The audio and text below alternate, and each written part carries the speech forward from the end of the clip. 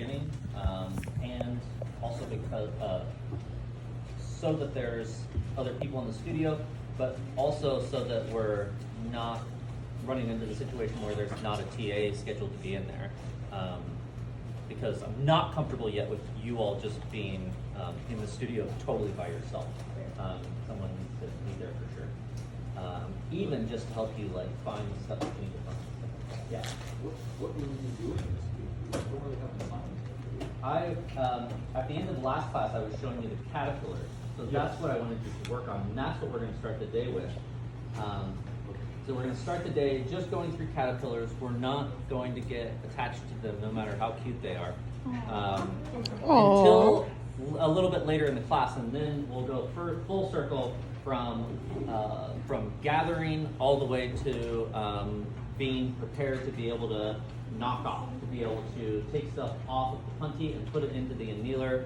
More about what the annealer is as we go over there, but that's essentially where the glass needs to stay cozy for 10 hours or so when we're able to take it out so that it cools slowly. A lot more about that stuff when we go over there a little bit later today, but first we're going to start by just moving through that process and trying to get comfortable with marburing, however brief our marburing will be, right? Because that's always our goal, is to marber only as long as we need to and then get out of there. Most people get in the habit early on of spending a lot of time at the marber, and it just makes it so that the glass is, you're working the glass really cold, and then you have to spend long periods of time reheating. So it's just kind of like a huge waste of time, and you work against yourself more than you work for yourself oftentimes when you're at the marber. So we'll revisit that quickly. We're going to do all that really as kind of just a refresh. I'm going to go through it all once again. And then getting in and out of the bench, working with your partner to have them take the piece up to reheat it, how to go through that process properly, and then how to put your jack lines in, kind of what to look for. For the first round or so, we're just going to put them right in the trash because we can't grow too attached to the pieces just yet. And in the studio in general, it's a good mentality to not grow too attached to things as you're working on them, because they don't always survive. So, that's just part of the process. Any questions about? And then glass one, right after I'm going to do a short demo with glass two. Rather, I'm going to do a short demo with glass one, and then we'll go through both the standing sphere again, based on some of the stuff that I saw you doing correctly and incorrectly. And also go through the cylinder demo again, and we'll pull out, I made a binder with the 20-step cylinder thing in it. I only had one that like fit the size of that. There's one for bowls too, which is what glass 3 is working on. And then there's a loose copy as well, but one that will not blow away in the wind or get too tattered up, hopefully. So that's our day. Any questions? Sure, yeah. Do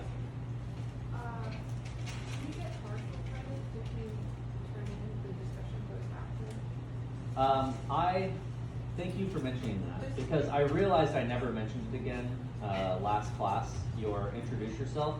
You actually get full credit.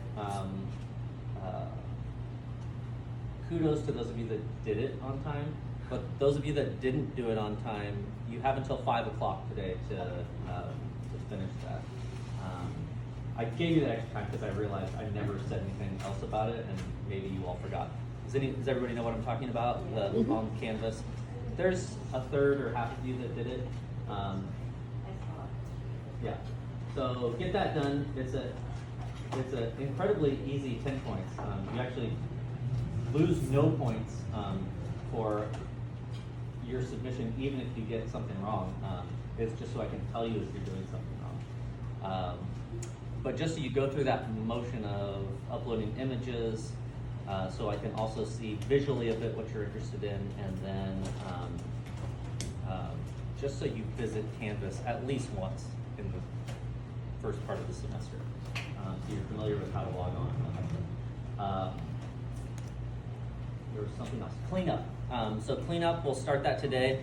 You'll see at the corner of the pink chalkboard is today's date and blue written up there with today's date. So if you're in the blue group, then you will be cleaning up. Please take upon yourselves. We don't have the clock out there, and I hate keeping my phone on me during class. I hope you do too.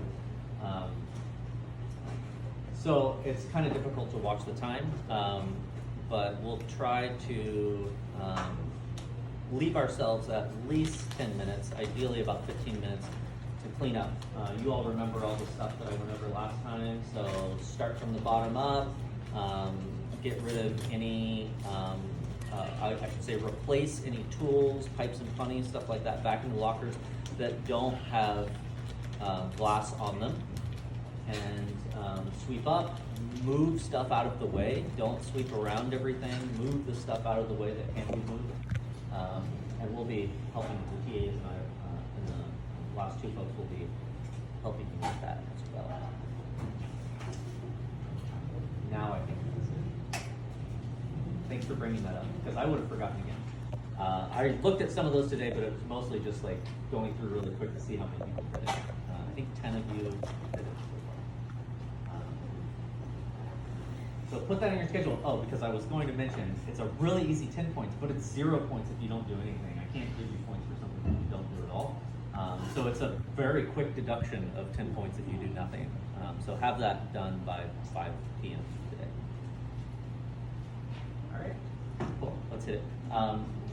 These last two folks can, a couple of you move the bleachers behind bench 1. Yes. Does that mean 20 hour restrictions or 3 to 4, I believe it says. Had trouble with it. Yeah.